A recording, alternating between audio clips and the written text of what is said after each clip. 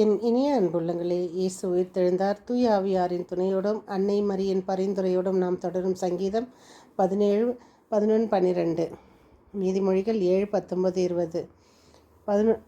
சங்கீதம் 17, 11, 12, 13. நீதிமொழிகள் 7, 19, 20. அவர்கள் என்னை பின்தொடர்கின்றனர், இதோ என்னை வளைத்து கொண்டனர்.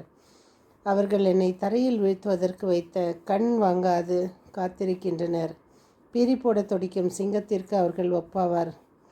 மறைவிடத்தில் பதுங்கி இருக்கும் இளஞ்சிங்கத்திற்கு நிகராவர். ஆண்டவரே, எழுந்து வாரும், அவர்களை நேருக்கு நேர் எதிர்த்து முறியடியும்.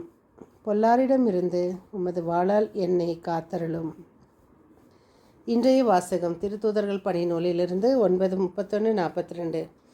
திருச்சபை வளர்ச்சியுற்று தூய ஆவியாரின் துணையால் பெருகி வந்தது. திருச்சபை பேதுரு ஒரு நோயாளியை 8 ஆண்டுகளாக முடக்குவாதத்தில் கிடந்த அவனை உன் படுக்கையை எடுத்துக்கொண்டு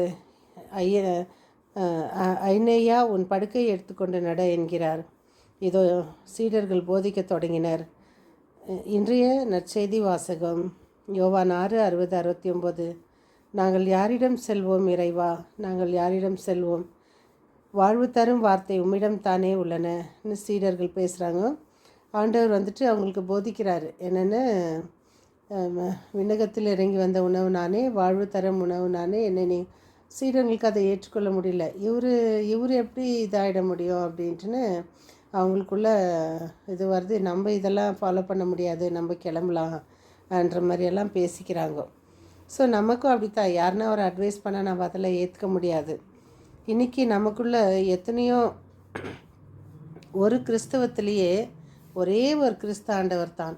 ஆனால் சபைகள் இருப்பதோ 1500. பார்த்திங்களா, நமக்குள்ளே என்ன அழகான ஒற்றுமை.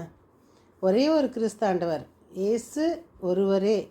ஆனால் நமக்குள்ளே இருக்கும் சபைகள் 1500க்கு மேலே இருக்கும். எதற்கு? நமக்குள்ளே நாம் பிளவுபடும்போது மற்றவர்களுக்கு அது கொண்டாட்டம். அதனால் நம்ம இயேசுவை நேசிப்போம், திருச்சபையோடு இணைவோம், திருச்சபை சொல்படி இறை வார்த்தை சொல்படி நாம் நடப்போம். நமக்கு இந்த நோய் குணப்படுத்துறது இதெல்லாம் நம்ம பார்க்கும்போது ஆண்டவரை நம்ம வெறும் நம்மளுடைய தேவைக்காக மட்டும் நம்ம யூஸ் பண்ணுறோம். நம்ம இதுவரையிலும் கோவிலுக்கு போயிட்டு நம்ம இறைவனை போற்றி புகழ்ந்த நாட்கள் உண்டா?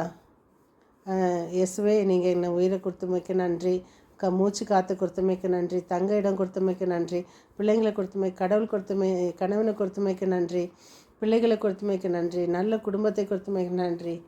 நம்ம யாராச்சும் இன்ன வரலாம் நான் இதை கூட ஆண்டவரே, அதை கூட ஆண்டவரே, இதை கூட ஆண்டவரே, நான் உனக்கு அக்ரிமெண்ட் போடுறேன், 9 வாரம் உங்ககிட்ட வரேன், எனக்கு இதை செய்யுங்க அதை செய்யுங்க, 9 வெள்ளிக்கிழமை நான் ஃபாஸ்டிங் இருக்கிறேன், ஆண்டவர் எனக்கு இந்த அதிசயத்தை செஞ்சால் தான் நான் ஆண்டவர் என் வாழ்க்கையில் எப்படி, இதைத்தான் நம்ம எதிர்பார்க்கோம். ஸோ ஆண்டவரை நம்ம வெறும் அதிசயத்துக்கு மட்டும் பயன்படுத்தாமல் நாம் வீட்டின் தலைவனாகவும் வீட்டின் அவரே எல்லாவற்றுக்கும் எல்லாம் அவரே என்று வச்சு நம்ம செய்யும்போது நம்ம கேட்காமே சில அதிசயங்கள் நடக்கும். நம்ம ஒவ்வொரு அதிசயங்களை சொல்லி கொண்டு போனால் உலகம் கொள்ளாது.